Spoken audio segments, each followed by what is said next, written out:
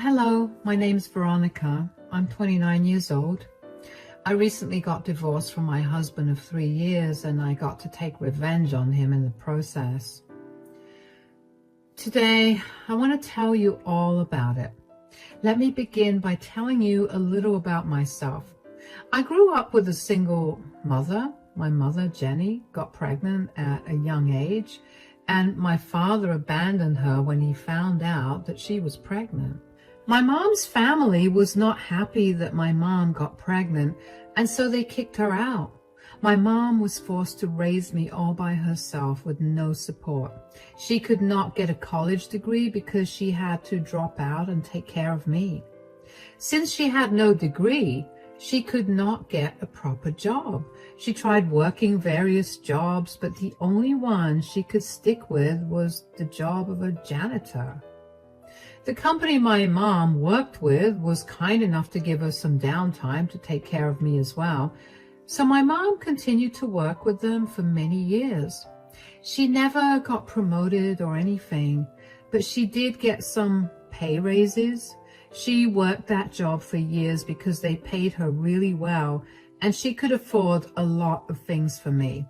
Of course, there were many days when we struggled a lot, but I always remember my mom finding a way to make the struggle seem less painful with her quirks.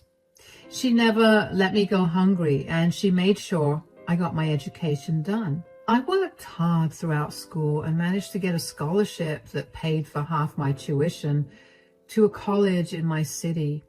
Of course, I took it and paid the rest of college through the student loans. When I graduated, I found myself working at a great job where I slowly worked up the ranks until I was in a place where I was earning more money than I'd ever seen in my life. Of course, I tried my best to help my mother out financially after I got the job, but she refused to accept any help. She told me that she was earning more than enough to take care of herself, and she wanted me to focus on building my career to better heights. Aside from my career growth, I also was married to my husband, Eric. I had met him while I worked as a barista at a coffee shop that was close to college. He was an attractive man, and he showed interest in me, so I played along. I ended up finding out that we had a lot in common, and we ended up going out on a date. We started dating, and we were inseparable.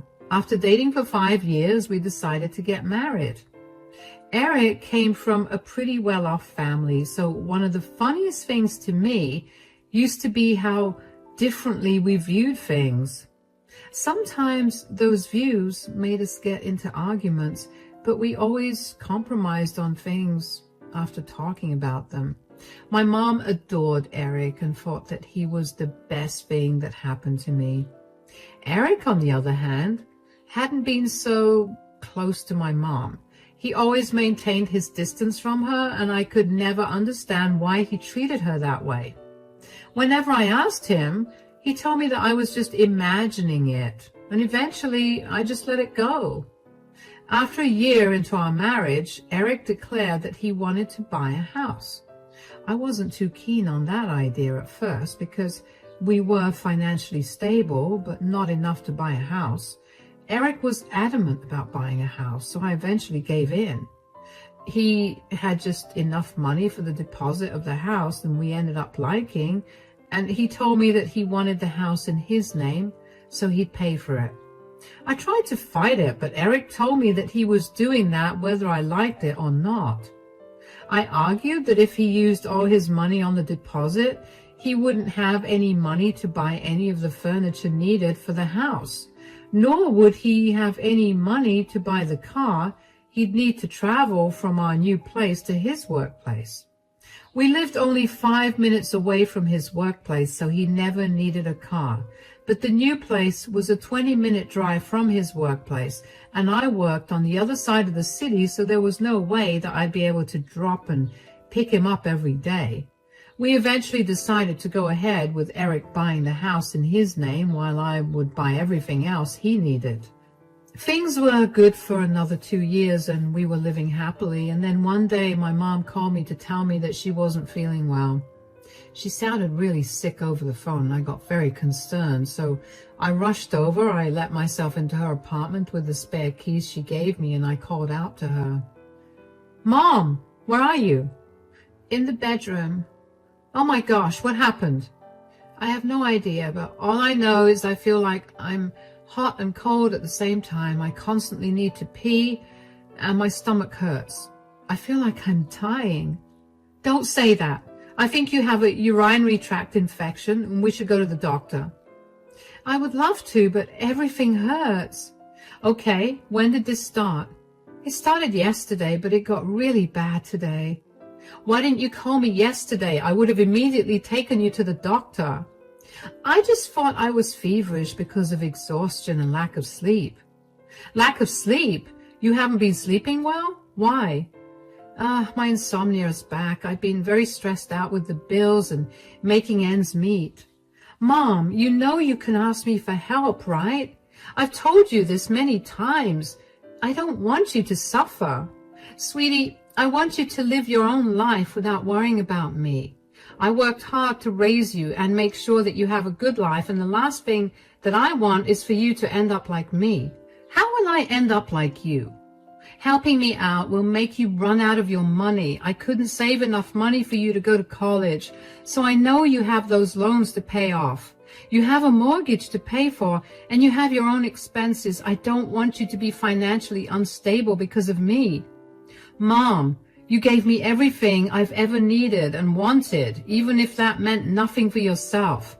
Helping you at worst would only mean less fun money for me, which is something I'd happily give up if that means my mother's health is good." "Still, I don't want to be a burden on you." "You could never be a burden. Look, let me take care of you right now. I'll run and get you some over-the-counter UTI medication to calm the symptoms down a little. When you feel a little better, we'll go to the doctor and get you some proper medication and treatment. Then you'll come to stay with me, where I'll make sure you recover properly." "No, I'll stay here. I'm already troubling you like this. There's no need." "Mom, respectfully, I didn't ask you if you wanted to stay with me. You're doing it." "I'll be back in 15. Just hang tight." Before I could leave, Mom asked me to help her go to the bathroom because she was in too much pain to move. After I'd helped her and got her back in bed, I rushed out of the house and went to the nearest pharmacy to get my mother some medicines.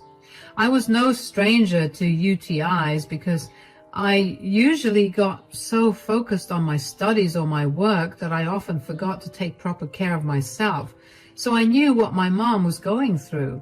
However, my UTIs were never so bad. They were usually cleared with some over-the-counter medication and lots of water. I knew that my mom's UTI was not the normal kind, not only from the symptoms she described, but also from the way she looked. She looked frail and very sick. She couldn't get out of bed to even use the washroom without my support, which she needed to do often considering her issue. When I got back, I gave her the medication and stayed by her side for 2.5 hours before she was finally feeling better enough to go to the hospital. I tried to get her to call an ambulance, but she refused because she didn't want to pay the bill for the ambulance. I tried to tell her that I would cover it for her, but she refused. I figured it would be best for me to listen to her because, believe me when I say it was a miracle that I even managed to get her to agree to go to the hospital. At the hospital, the doctor ran several tests on her that confirmed that she had a severe UTI. She was severely dehydrated, so they hooked her up on an IV and prescribed some pretty strong medicines to help her get better. When all of that was over, I carefully took my mom back home.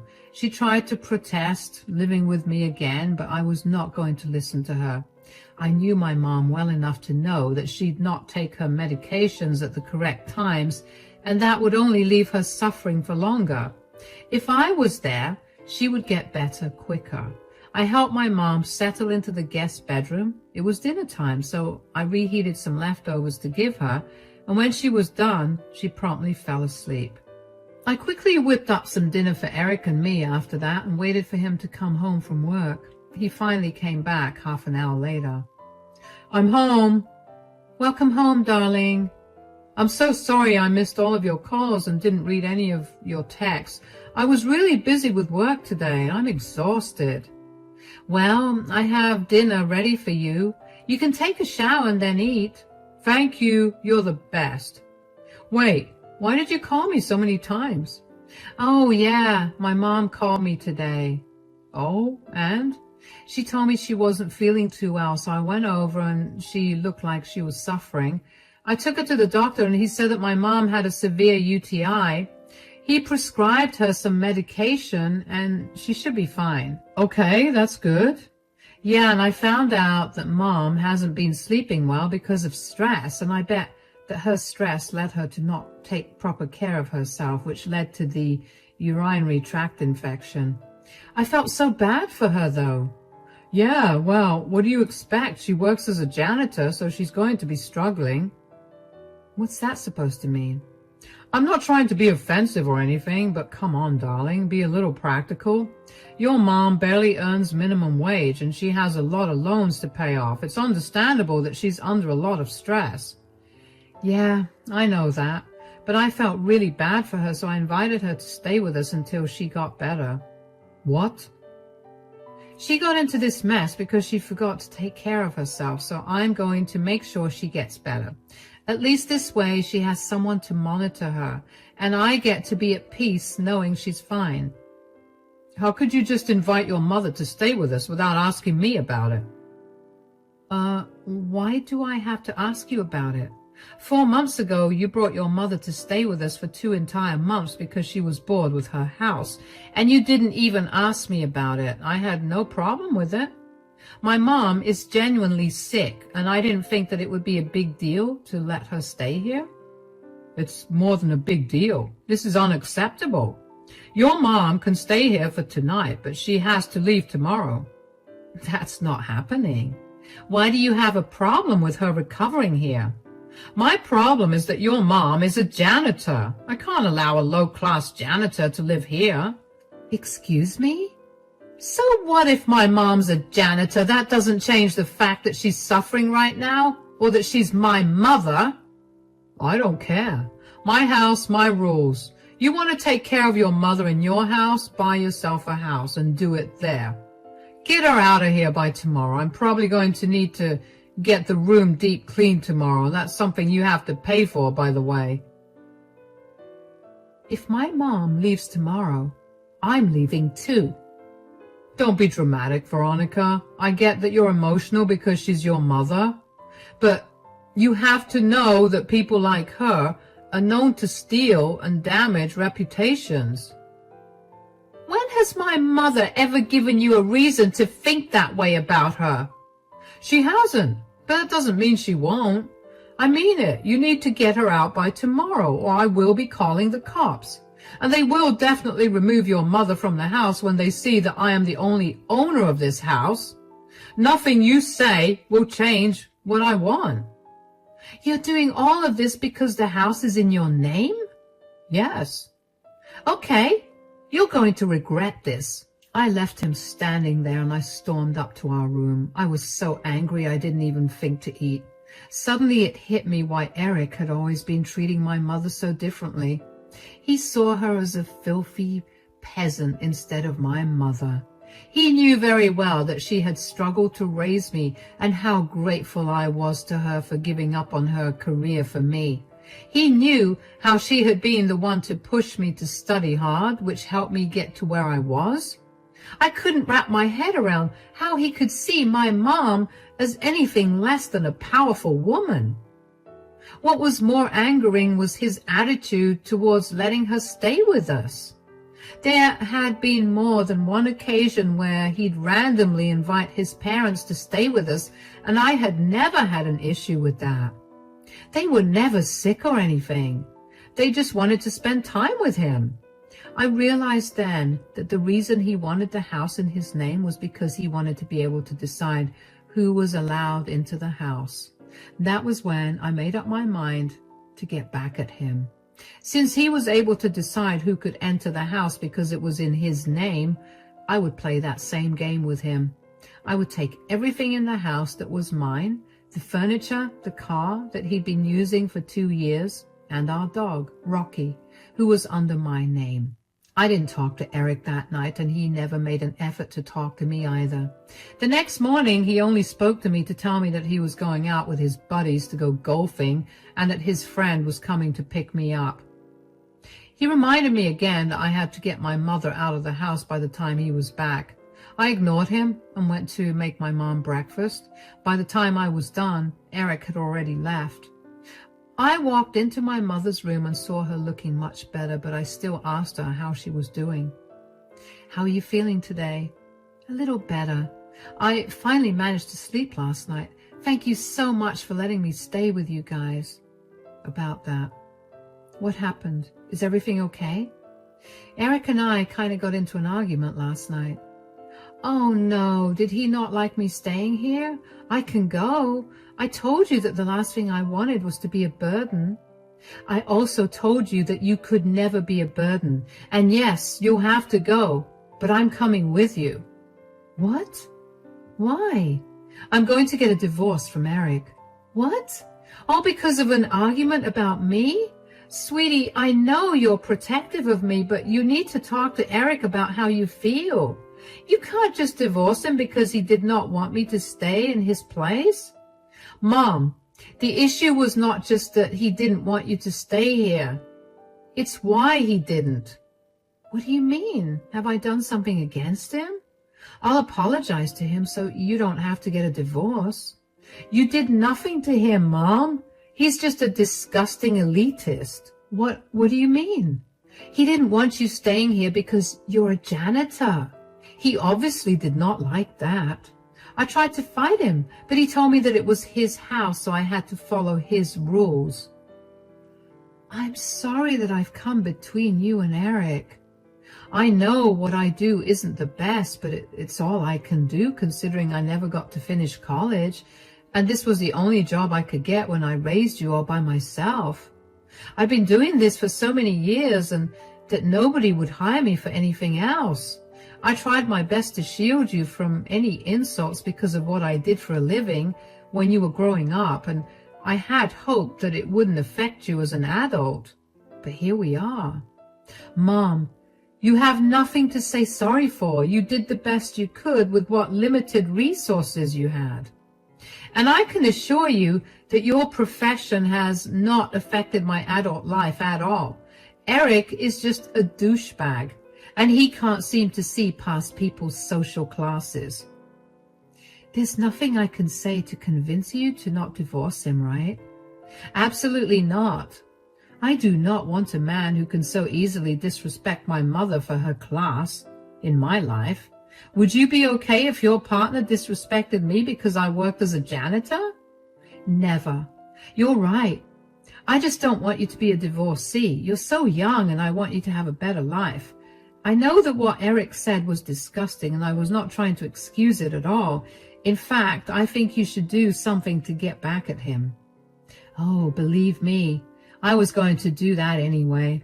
Since he's such a stickler for being able to do whatever he wants because he owns the house, I'm going to take away everything that's in my name." "That's perfect. Wait, what do you own?" "For starters, I bought all the furniture in this house." "You did? How did he buy a house and not furniture?" "He wanted his name to be on the deed and title, so he spent all his money on that. I had to buy the furniture because I didn't want to sleep on the floor." "Wow, he seems very irresponsible with his money." "That's not even the worst of it. The car he drives, I bought it. It's under my name. We couldn't use only my car because we work on 2 different sides of the city, and he did not want to use public transportation. I'll take that too. And lastly, Rocky is my dog, so I'm taking him too. And I'll do it when Eric is not here." "How are you going to take all of this, especially the car? Won't Eric see it?" "Today is the perfect day to do all of this. He's out golfing with his friends, and his friend came to pick him up. I'm going to drop you off at home and then get a U-Haul and take everything away." "All right. I'll ready the apartment first then." "You don't have to do that. You just rest up, okay? Let me take care of everything." I helped my mom get into the car and dropped her off at her apartment. I then hired a U-Haul and called a few of my friends to help me move everything out of the house. It took us 3 hours, but when we were done, the house was entirely bare. I knew that I had more than enough time to do all the other things I needed to do, because whenever Eric went out to golf with his buddies, they usually spent the whole day together. They'd play a few rounds of golf and then spend the day drinking and catching up. I had until late evening to finish everything. I parked the U-Haul in my mom's apartment's parking lot because I would need some time to rent a storage space to keep everything there. I then went back to the house to grab my dog, Rocky, and all his things. I put him in the car that Eric had been using for the last 2 years and drove that to a garage. I had them change the lock so that Eric has no way of using the car. After I was done with all of that, I hung out with my friends for a bit. They had a lot of questions and I answered them as best I could. They were appalled by Eric's behavior and told me that they would help me in any way they could. One of my friends knew a very good divorce lawyer in our city, so she gave me his contact number. I thanked her profusely, and finally I went back home. I cooked dinner for my mom and me and then took a nice long shower. I cried a little because I was hurt that my relationship was over. But I picked myself up. I knew that I was better than Eric in every possible way, so I needed to be around someone worthy of me. Just as I was done with my shower and getting ready to relax, I got a call from Eric. I was excited to hear what he had to say about the empty house, but I kept my cool and acted calm. "Where are you?" "I'm at my mom's house." "Why?" "Where's all our stuff? Where's my car? Where's Rocky?" "Oh, I took them all. I've already filed for a divorce and you'll be served with the papers soon." "Divorce? Are you out of your mind? Come back home right now with all our things." "Our things? I'm sorry, but I was the one who purchased everything. The car is in my name and so is Rocky." "Is that what you're mad about? Fine, just come back and bring your disgusting mother back. Just bring all the things back." "You can't possibly think that I'd bring everything back when you just call my mom disgusting again." "I'm sorry, look, I grew up in a very elitist family and it'll take me some time to unlearn my habits." "Did you not consider this habit when you met me?" "We met at a coffee shop where I worked as a barista. Was I not lower class then?" "That's different. At least you were not around trash and messes all day." "Oh, you have no idea what being a barista means. I saw more messes in one day than you did in all your life. Not only did you insult and disrespect my mom, but you also insulted and disrespected her hard work. You know how much she struggled to make sure I had a good life, and you just spat on it last night." "I knew you were emotional about your mother, but I never expected you to be this emotional. I'm sorry, okay? Can you just come back, please?" "Do you hear yourself? You don't sound like you're sorry at all. You're just saying it because you want all the things you used back." "Of course I want those things back. How do you expect me to go to work or anywhere else without the car? And I love Rocky. I want to take him on walks again. You can't take him away." "Well, my car, my rules. My dog, my rules. If you want to enjoy those things, get them yourself." "Don't be so petty, please. I'm begging you to come back. I don't have that kind of money to buy a car, let alone furniture for the house. I don't want another dog. I want Rocky. I'll profusely apologize to your mom. I'll write her an apology letter. Please come back." "You threw my mother out of the house when she was suffering from a severe urinary tract infection. No amount or type of apologies will make up for that. I warned you that I'd be moving out with her and that you'd regret what you said. From now on, I want you to only contact me through my divorce lawyer. Enjoy your house. I hope it was worth losing your wife over." I hung up on him after that, and I felt very satisfied that I had managed to get back at him. I didn't answer any of his calls or texts after that because I didn't see a reason to. I was beyond upset that he thought he could dictate who came and went into a house that we turned into our home. I never expected him to be the kind of person to be so particular about who owned the house. So I wanted him to know that since he was going to be that way, I could be that way about all the things in the house that were mine. The next day, the first thing I did was file for divorce through the lawyer that my friend had recommended. After Eric was served with divorce papers, he contested them. In court, he tried to argue that I had stolen all the things in his house, but I had receipts for every single thing I bought and took back. My lawyer defended my case very well, and since Eric had been the one to bring up the point of ownership when he had kicked my sick mother out of the house, the jury ruled in my favor. We got to keep the assets we each bought, and the rest that we had bought jointly were divided between us. Eric was fuming when the jury did not rule in his favor. He now has a house, but nothing in the house. And the thought of him having to shell out thousands of dollars to furnish the house again made me incredibly happy. After our divorce was finalized, I got a lot of calls from Eric and his parents calling me a lot of horrible things. I blocked Eric, but responded to his parents and told them that they were part of the reason that Eric was going through what he was going through. They were in no way rich, and they just acted like they were, and they inculcated these elitist views into Eric's mind. It was their fault that Eric struggled with showing empathy to someone without considering their social status first. They replied with a lot of nasty things about my character and how I was the way I was because of my filthy mother. Needless to say, I blocked them, and I had never met people so judgmental, and I hope to never meet anyone like them ever again. As for my mother and I, we're doing great. My mother made a full recovery from her UTI and is back to working again. She was initially really worried about me, and she was ashamed of her profession, being the reason I was getting divorced and treated so badly by my ex-in-laws, but I assured her that I was not ashamed of her job. In fact, I was proud of it. Her being a janitor provided me with many opportunities, and I was never going to be ashamed of it. If I had another partner in the future, I would make sure they respected that, or I would make sure they weren't a part of my life. It's been very freeing to be away from Eric. I never realized how elitist he had been with everything, and it felt freeing to finally buy the things I wanted from wherever I wanted without Eric yelling at me about me trying to make him look poor. I heard from a few mutual friends that Eric has gone back to living with his parents until he earns enough to refurnish the house.